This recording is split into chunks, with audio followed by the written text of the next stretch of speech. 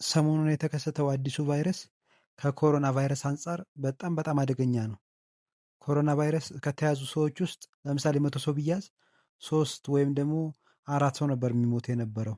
በአሁነኛው በአዲሱ ቫይረስ ግን ከተያዙ ሰዎች ውስጥ 50% የሚሆነው ወይም ከዛ በላይ የመሞት እድል አለው። አሁን ኢትዮጵያ ውስጥ እስከ ዛሬ ባለው መረጃ የተያዙ ሰዎች ግማሹ ያህል ሞተዋል። ግማሹ ደግሞ ገና በሕክምና ክትትል ነው ያሉት። እስካሁን ያገገመ ሰው የለም። ስለዚህ በዛሬው መረጃዬ ይህን አደገኛ ቫይረስ ምልክቶቹ ምንድን ናቸው፣ እንዴትስ መከላከል እንችላለን የሚለውን በደንብ እነግራችኋለሁ። እስከ መጨረሻ አብራችሁን ቆዩ። እንግዲህ አዲሱ አደገኛ ቫይረስ ማርበርግ ቫይረስ ነው የሚባለው። በሽታው ደግሞ በእሱ አማካኝነት የሚመጣው በሽታ ደግሞ ማርበርግ ቫይረስ ዲዚዝ ነው የሚባለው። ይህ እንግዲህ ምልክቶች አሉት። የተወሰኑ 3-4 ምልክቶች አሉት። የመጀመሪያው ከአፍንጫ ወይም ደግሞ ከቆዳ ስር ደም መፍሰስ ነው የሚያመጣው፣ አንደኛው ምልክት ማለት ነው። ሌላኛው ደግሞ ከፍተኛ የሆነ ትኩሳት፣ ብርድ ማለት እና ራስ ምታት ሊያመጣ ይችላል። ሶስተኛው ደግሞ የጡንቻና የጀርባ ህመም ሊያመጣም ይችላል። ሌላኛው ደግሞ ማቅለሽለሽ፣ የሆድ ህመም እና ተቅማጥ ሊያመጣ ይችላል። የመጨረሻው ደግሞ የደረት፣ የጀርባ እና የሆድ አካባቢ ጎላ ያሉ ሽፍታዎች ሊወጡ ይችላሉ። እነዚህ የበሽታው ምልክቶች ናቸው። በቀጣይ ደግሞ የበሽታው መተላለፊያ መንገዶች ምንድን ናቸው የሚለውን ነው የምነግራችሁ። የመጀመሪያው ከበሽተኛው ደም ወይም ደግሞ ሽንት ወይም እንባ እና ሌሎች ፈሳሾች ጋር የሚፈጠር ቀጥተኛ ንክኪ በሽታውን ሊያስተላልፍ ይችላል። በሁለተኛ ደረጃ ደግሞ ከበሽተኛው ወይም ደግሞ የሞተ ሰው የሰውነት ፈሳሽ የተበከሉ ቁሶች ለምሳሌ እንደ ልብስ፣ አልጋ ልብስ፣ መርፌ እና ሌሎች መገልገያ እቃዎች ጋር ግንኙነት ካለን፣ ከዚህ በተጨማሪ ከሰውየው ጋር በመጨባበጥም ራሱ ሊተላለፍ ይችላል። በሶስተኛ ደረጃ ደግሞ መተላለፊያ መንገዶቹ ምንድን ናቸው? በበሽታው የተያዙ የሌሊት ወፎች ወደ ሰውነት ከሰው ጋር ከኛ ጋር ከተገናኙ እነሱም ሊያስተላልፉብን ይችላሉ ማለት ነው። እንደውም የመጀመሪያው የበሽታው መነሻ ተብለው የሚጠቀሱት እነሱ ናቸው። ስለዚህ መተላለፊያ መንገዶቹ እነዚህ ናቸው።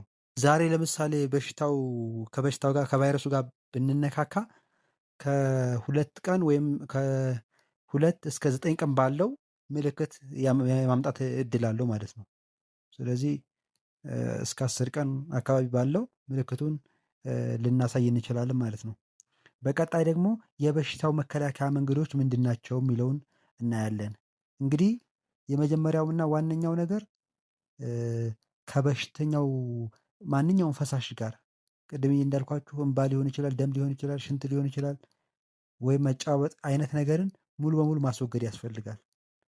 ሁለተኛው ደግሞ ከበሽተኛው ወይም ደግሞ የሞተውን ሰው የሰውነት ፈሳሽ የተነካኩ እቃዎችን ወይም መገልገያ መሳሪያዎችን ልብስም ቢሆን ወይም ሌላ መርፌም ቢሆን ሌላ ነገሮችን እሱ የተጠቀመባቸውን አለመነካካት ወይም ደግሞ አለመንካት፣ እነዚህ ነገሮች በማስወገድ መከላከል እንችላለን።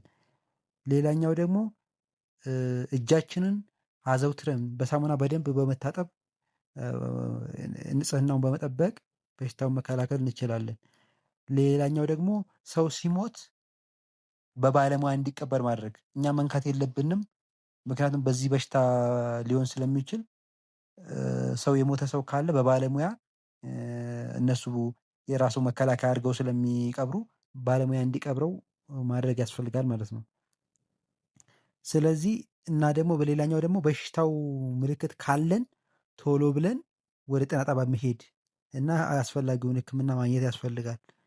እና ወይ ደግሞ እና ተጨማሪ ደግሞ ከሰውየው ጋር እንደዚህ ከታመመ ሰው ጋር ከተነካካን እሱንም ቶሎ ብለን ወደ ሕክምና ተቋም ሄደን ምርመራ ማድረግ፣ ከተገኘብን ደግሞ አስፈላጊውን ሕክምና ማድረግ ይጠበቅብናል ማለት ነው። እነዚህ ነገሮችን በማድረግ ራሳችንንና ቤተሰቦቻችንን ከዚህ አደገኛ ቫይረስ መከላከል እንችላለን ማለት ነው። እንግዲህ ወደ ሕክምናው ስንመጣ እስካሁን ክትባት የለውም። ሕክምናው ሙሉ በሙሉ 100% የሚያድን ሕክምና የለም። የሚደረገው የተያዘ ሰው ምንድን ነው ምልክቶቹን እንዲቀንሱለት፣ ለምሳሌ ህመም ካለው ህመሙ እንዲቀንስለት፣ ትኩሳት ካለው ትኩሳቱ እንዲቀንስለት፣ መተንፈስም ፈሳሽ ነገር እየደማው ከሆነ እሱን ፈሳሹን እንዲተካ ነው የሚደረግለት። ስለዚህ የራሳችን የበሽታ የመከላከል አቅማችን ነው ማለት ነው ቫይረሱን የመዋጋት ኃላፊነት የተጣለበት ለጊዜው መድኃኒት እስከሚገኝ ድረስ። ስለዚህ እነዚህ ነገሮችን በማድረግ ጥንቃቄ ማድረግ ያስፈልጋል ማለት ነው። ለዛሬ ያመጣሁላችሁ ቪዲዮ ይህን ይመስል ነበር። ቻናሉን ሰብስክራይብ አድርጉት። በቀጣይ ሌላ ጠቃሚ መረጃ ይዤላችሁ ስለምመጣ እስከዛው ድረስ መልካም ቆይታ። ቻው